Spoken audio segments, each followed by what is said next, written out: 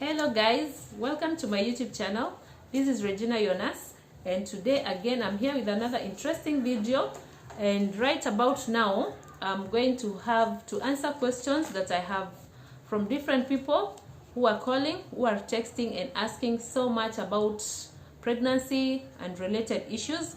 This is from the last topic, or from the last time I was on air at Baraka FM. And so since then I've been having so many people calling and asking different questions, so I'm going to have to tackle a few of them, and I hope I'm going to be to go through most of them.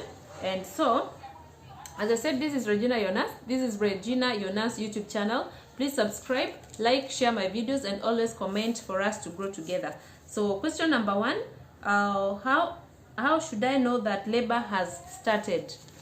Normally labor is something that always starts when pregnancy is at term, or it is 9 months. Sometimes it can start early, like 8 months, or when we say it is preterm labor, it can start before the 9 months or 8 months. So labor onset, or the starting of labor, starts with different signs. Most common sign is when you have the lower abdominal pains radiating to the back. That is pain that comes on and off consistently and increasing with the intensity in duration. So that is one common sign of labor onset. And another sign of labor onset can also be when you're 9 months and your term, then there is this rupture of membranes, that is the drainage of the liquor, or and this could be a sign that labor is going to start soon after that, and it can start like hours after that or immediately after you see the rupture of membranes. But most common is that lower abdominal pains which radiates to the back. And question number two, is it okay to have infection or urinary tract infection in pregnancy? This is a common problem, or it's a common issue in most of the pregnant mothers, where they have this infection in the urine test, which is causing the lower abdominal pains on and off before the labor onset, or before 9 months. So you get most women who are in pregnancy will come complaining of having lower abdominal pains, which is like cramping signs, and this could be detected by doing a urine test to clarify the problem. And so when you do the urine test, you're going to have to see there is some bacteria or infection in these urine tests. So this directly tells us that there is a problem with them. There's an infection which is common, but it can be treated as soon as it is noted to avoid getting complications through medication prescribed by the doctor. Another question is I got from somebody called Jane. Does the scan affect my baby at any gestation? I think here she's asking if it is safe to do the scanning or the obstetric scan that are done in pregnancy to confirm something when the doctor requires.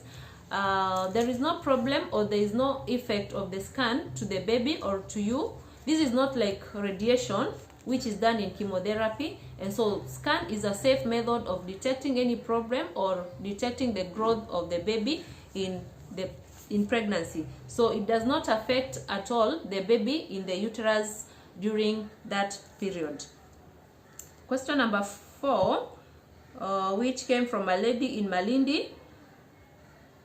My legs are swollen since the 4th month. Is it okay? And now I'm 8 months and my doctor says it's okay. Some women get this problem because it's common, and it's okay because in pregnancy your system is not in normal status at all. So some may start getting the swelling of the legs as early as 4 months, as early as 3 months. And if every test is done by the doctor and there is no problem detected, then it is safe, or it's okay to have the legs swollen. And if it does not affect your daily routines, like you are able to walk, you are able to function. So it is okay to have the legs swelling, but not in a condition where the doctor has to maybe do a urine test, or if your blood pressure sometimes is high, it shows through the swelling of the legs. So it is good to rule out through seeing your doctor, your nurse, so that if it is safe to have the legs swollen, it is okay. But if it is not safe, it is because of a problem, then it is treated and addressed as early as possible. Question number 5. We have somebody calling from Kinango. Is it okay to feed my baby on none since my breast milk is less? And my baby, I think she was saying that her baby does not gain weight. It's about 3 months, but the baby is still less than 4 kgs. And so she was asking if it is safe to feed the baby on extra feed or on alternative feeding. Yes, it is okay to feed the baby on the alternative feeding if the baby is not growing properly, to enable this baby gain weight and be able to pick up on milestones like the other babies. That is why we say exclusive breastfeeding is up to 6 months, but if there is a problem or there is need to substitute the breast milk with another type of feed, then it is okay. Only if the doctor recommends or if the pediatrician recommends, because you are going to be instructed and educated or shown how you are going to feed the baby, so that you don't you avoid feeding the baby, overfeeding the baby with the none. So you are shown how to prepare the feed, how to store the feed, and how to be able to feed the baby. The other question is somebody called from Nairobi also. She was called Sheila.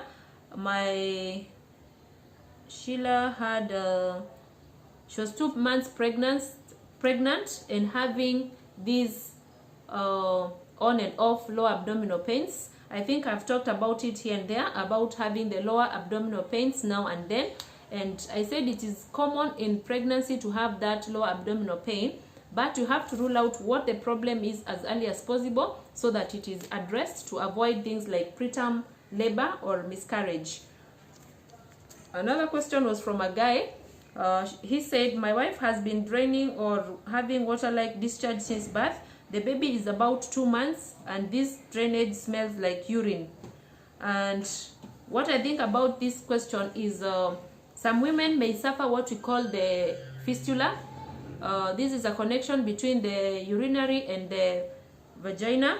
So you get the urine leaking out through that, and this is uncontrollable. It is a problem that needs to be addressed as soon as possible so that you can rule out if it is a fistula for repair or it is another type of discharge that needs just medication and it is done with.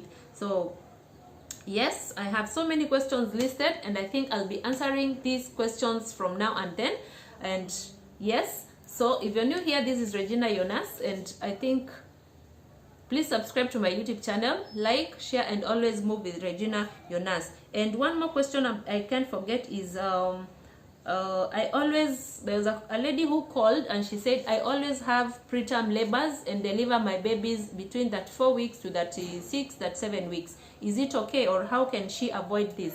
There is what we call sometimes cervical incompetence, and this is the cervix being incompetent in holding the pregnancy to 9 months or to term like other common pregnancies. And so you get that this lady goes into labor at 34 weeks, 35 weeks, and 36 weeks. It is this problem that leads to this. And so if the gyna follows you up properly and is able to give the baby life or be able to enable a baby to be delivered safe, it is okay. Only if the baby is like sometimes below the 36 weeks, it is good to be always seen early enough to be able to be given some drugs that will help the baby lungs to function immediately at birth. This is by getting the dexamethasones or medications that will enable the functioning of the baby's lungs. And here it comes from outside. What? With this. Oh? Nibike. Say hi first of all. Say hi. Say hi there. So there they come. Yes, so I was just about to end my video. Learn, move with Regina Jonas. Subscribe to my YouTube channel, and here we learn about anything and everything on health issues.